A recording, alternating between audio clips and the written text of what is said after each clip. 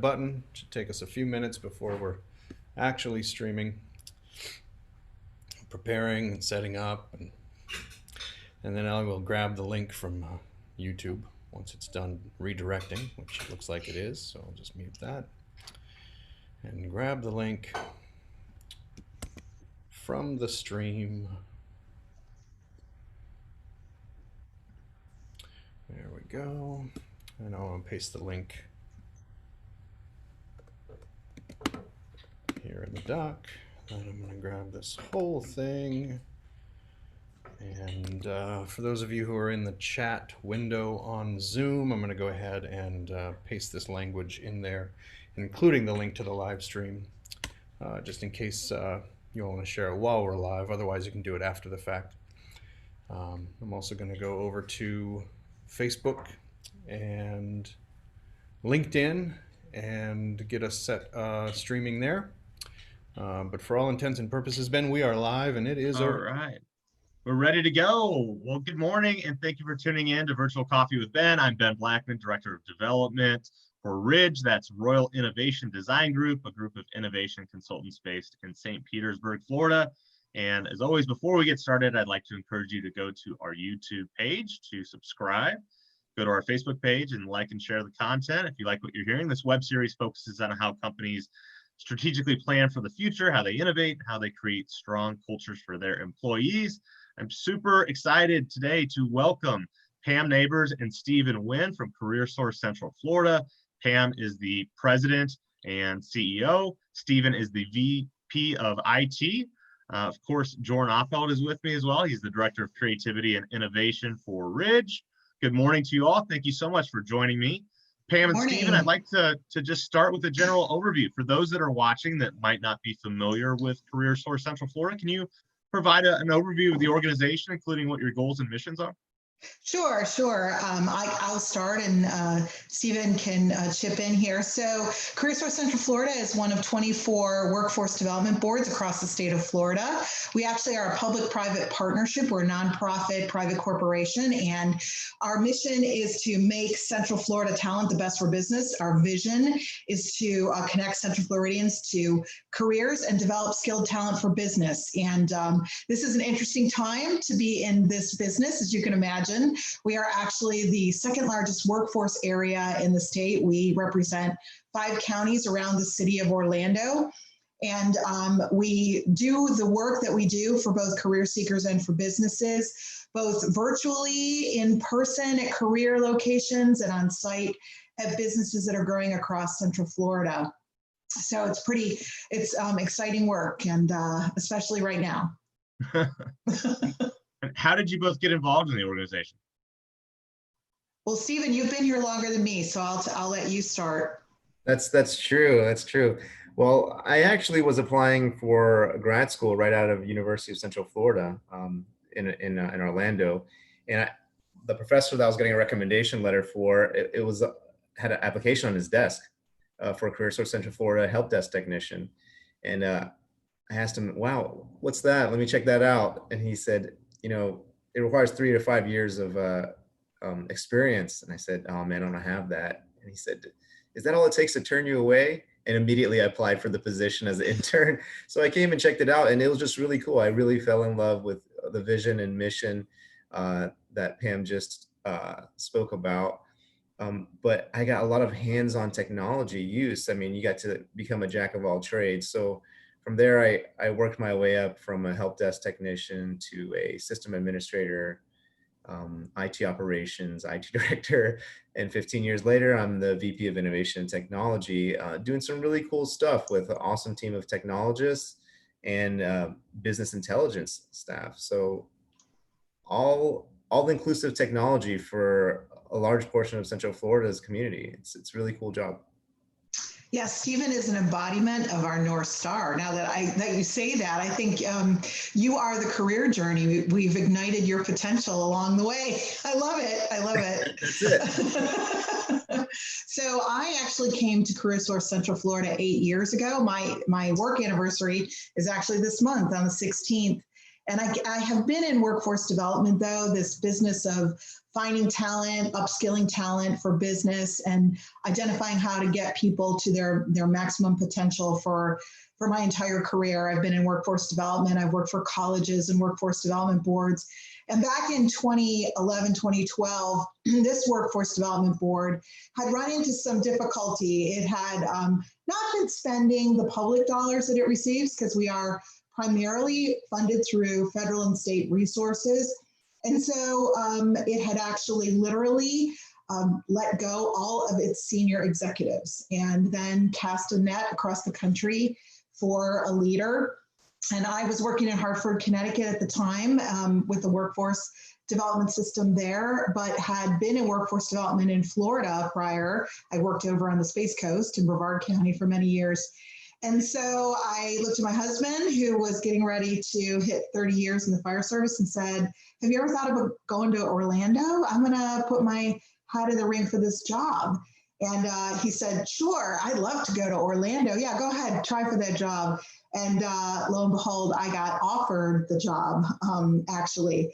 So we packed up and moved to Orlando 8 years ago. It's the best decision I ever made.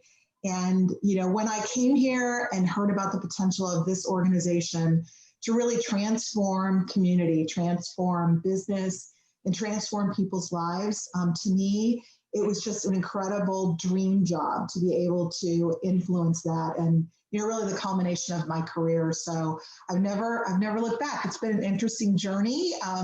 We had to right a lot of the misperceptions about us back 8 years ago, but, you know, we've done that tremendously. And, you know, Stephen's title is actually VP of Innovation and Technology. So, you know, we really have embraced the idea of innovating in this business that often is not innovative across the country. So it's really just been a pleasure to work here, and I hope to do 8 more. Well, congratulations. That's both amazing stories of how you got to where you are today. You talked about innovation, you talked about North Star, and that kind of reminds me of the work that we've been able to do together. So I'm curious from your perspective, how you came about a partnership with Ridge and how the work that we did together has changed your path forward. So I guess I'll start, and Stephen, please add. So, you know, a couple years ago, we as an organization, as I mentioned, had really transformed ourselves. I mean, truly, we are, you know, a 180 turnaround from an organization that had a lot of difficulties, both financial and in performance, of actually getting people to work and finding talent for business. We really had been able to transform our organization to be very trustworthy, ethical, good public stewards of the dollars that we have. But, you know, it was like something was missing, like that, you know, that edge, or a real crystal clear why, you know, in the words of Simon Sinek, why do we do this work? And, you know, I had sort of looked around for a company, and a wonderful friend, Leslie Halema, who also was a board member of ours, had introduced me to Michelle Royal. And we began a conversation with her, with my leadership team, including Stephen. And that's pretty much how we got started, right, Stephen? Yeah, and at the time, the organization, I mean, it needed some focus. It needed some synergy. And I think starting with the why and developing our North Star with Ridge was just, to me, brilliant. We needed to do that so that we could start putting out this message and bringing people together. And after we had created the North Star message, the next step for me was to think about, how do we become a organization that is leading in the digital future and becoming, you know, essential in technology innovation. But, you know, sometimes workforce technology, it could be antiquated, it can be a little slow. So we had kind of a vision to create an innovation culture with the ability and opportunities for rapid technology transformation, digital transformation. So we reached back out to your organization, Ridge, to help develop the Instant Innovator course. And that right there was a primary focus of people, processes, then technology. And I think that really helped to get all of our staff on the same page, your organization came in, Ridge helped out with these all-day innovation trainings that were just so much fun. Our staff loved it.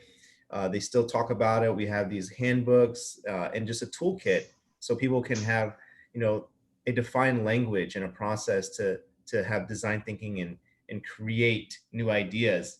After that, my next step was creating a process to capture all of those ideas. But yeah, developing our North Star with Ridge and then deploying an innovation toolkit has been a real game changer in our organization. That's Yeah, fantastic.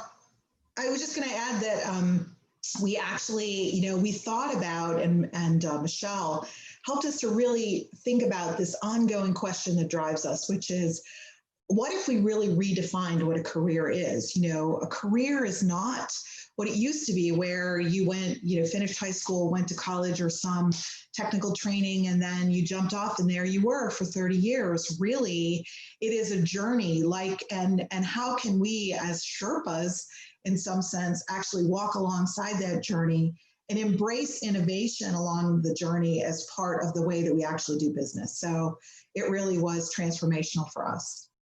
That's great to hear. I want to bring in Jorn for a second, because Jorn obviously is one of our main facilitators when it comes to the Instant Innovator work and the North Star work. Jorn, this story is similar to the work we've done with many clients. Just want to get your thoughts on kind of the work that we've done with CareerSource Central Florida and kind of the process by which you get those, again, we've talked about this before, the aha moments where you realize the potential of your organization. Well, specifically, the kind of, I call it my Florida tour that I did with CareerSource, because I went around with my suitcase to all the sites, all the locations for the Instant Innovator workshops, which is amazing. I remember it really fondly, because every day we would have a series of those aha moments. You'd see, not only is like you get the room full of people and they're like, oh, who's this guy? Here's this outside guy coming in to tell us what we got to do, And so you move not only in the micro from that journey of distrust and doubt and skepticism, right, to at the end of the day, people are high-fiving and they're hugging each other and they're like, you know what I mean? The ideas are flowing and they're thanking me. And it's just that process of opening in the macro. I think when I look back at the work the organization has done, there was a significant tangible shift for me just in feeling the team members and their openness to share ideas, right? I think that all organizations are to some degree guilty of, and it's not the organization's fault, it's that the individual team members feel like they can't share or put an idea forth, or who am I to come up with the next great idea, right? And I think what happened just in the course of the work we did was everybody was given not only the encouragement and the confidence, right, to be able to do that, and also put the communication lines in place to their team and their managers and their supervisors to be able to present ideas, but they were given the tools. They were given, like, okay, if you have an idea, you can literally just put up like an NABC slide, like needs, approach, benefits, competition, and prototype it out of a toilet paper roll and some string and pitch your idea, And I think just that strength and that confidence was really tangible by the time we left the room with each site. And that's a good feeling when you leave the room and you feel like newfound power flowing through the room. Like that's an amazing vibe. That's great. Thanks for sharing. I want to just take a break to welcome anybody who's just joining us. This is Virtual Coffee with Ben. I'm Ben Blackman, Director of Development for Ridge. I'm joined today by Pam Nabors, the CEO and President of CareerSource Central Florida, Nguyen, who's the VP of Technology and Innovation. We just fixed that title. He's got the innovation part of his title, not just the tech part. And Jorn Appelt, of course, the Director of Creativity and Innovation for Ridge. Again, feel free to go to our YouTube page to subscribe to these videos and more, and go to our Facebook page to like and share the content.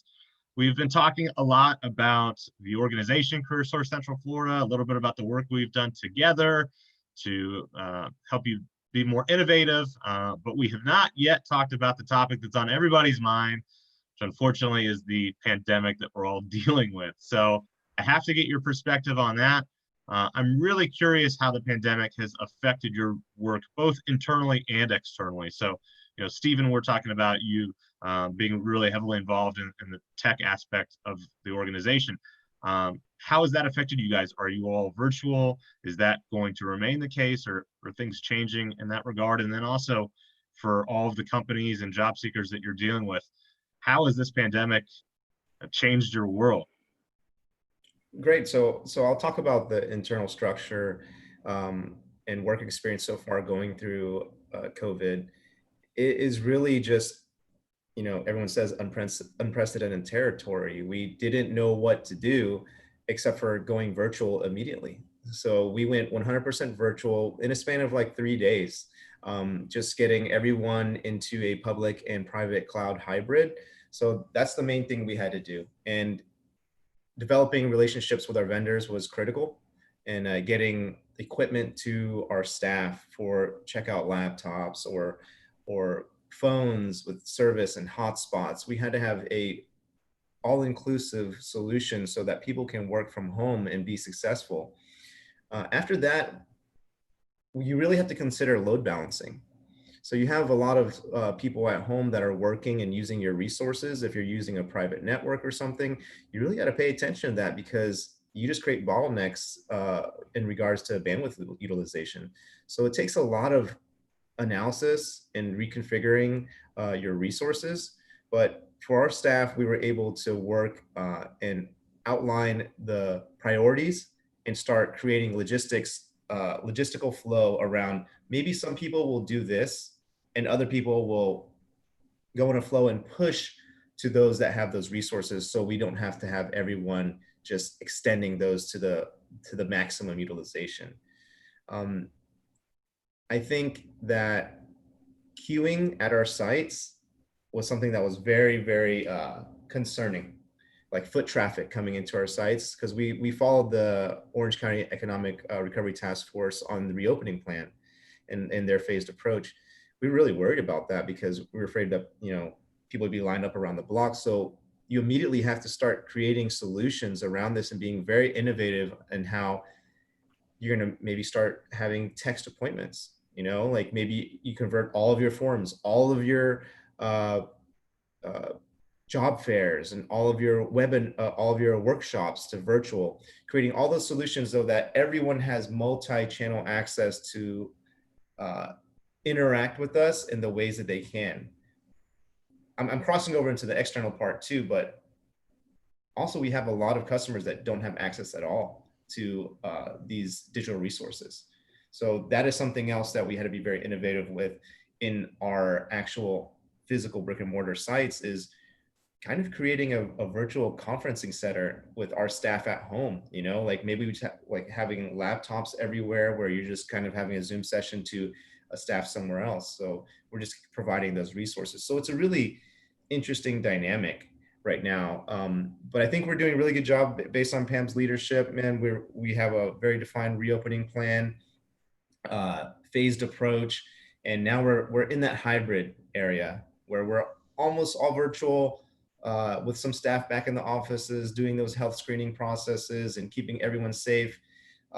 It's been a challenge, just like for everyone else, but I think we're navigating it well. Pam, what are your thoughts? So, I think that our work in embracing innovation helped us so tremendously, really probably made the difference in us being able to convert our entire organization in 3 days, as Stephen said, to an entirely virtual organization. Innovator training came at the right time. Oh my gosh, Kismet, really Kismet. It was definitely that. Because, we've had this dream for years. It was probably on many innovation boards about having virtual services, and then poof, in 3 days, we were entirely virtual. And you have to understand that this is an organization that its bread and butter is working with people one-on-one, understanding them, talking to them, crafting a relationship with them. And so to go to entirely virtual to do that was overwhelming and, a little concerning in thinking about, are people actually going to connect with us? Well, guess what? Last year in our regular settings, we served about 45,000 individuals and right around 4,000 businesses. This year, we've served over 80,000 individuals. And the majority, or not the majority, but just over the halfway mark are individuals who connected with us in a virtual platform since the beginning of March. Granted, people need us, more than they ever have. We work in tandem with the Department of Economic Opportunity, that is actually the oversight board for unemployment insurance. And I don't have to tell you about the issues with unemployment. And so there are a couple things we can do on the front end of that process. And so we actually also converted our entire contact center to virtual platform and embraced a new group of agents from Orange County to help supplement that. Stephen's team had to roll that out pretty quickly. We actually brought 23 individuals into our system, virtual system, as you will, to literally field the number of calls and connections that people wanted to make with us. And on the business side, what's been interesting externally is that we've really connected with a lot of new and smaller businesses. So many of the businesses who are considered essential during the last few months have really no experience hiring in the virtual world. And so, we have been able to convert many workshops, many services to actually help those businesses and, of course, bring them talent, which is what we do, to be able to quickly staff up healthcare, manufacturing, technology, and, of course, trade, logistics, warehouse work have been really critical. And so, we really, we benefited at just the right time from being able to pivot and embrace this virtual world. And quite frankly, as we look now, we will never go back to an entirely in-person system because we see how successful the virtual platforms have been. And, as Stephen said, we have been very cautious about going back physically into our locations because we don't want to be part of the problem. We want to actually create solutions. But there are many, many individuals in this region and many regions across the state who don't have access to high-speed internet, who don't have the computer capability to actually work with all the things that are required to just help them with the essentials. And so we need to have both presences available. But, we're now, as we sit here today in July, we're really looking at what does the next 6 months, 12 months look like, in our world, and how do we address a challenge that we know in our region there are over 330,000 people claiming unemployment. So that's significantly, higher than it's ever been, really, in as long as I've worked in workforce development, higher than the recession of 2008. So we have a pretty significant challenge ahead of us. Yeah, I was going to ask you about, go ahead, Jordan. It's not funny. It's just strange and surreal for me to think back a year ago when we were doing the Instant Innovator sessions, and a lot of the prototypes that we saw come from the teams were about telepresencing and virtual reality and conferencing kiosks and things like that, and they seemed so futuristic at the time.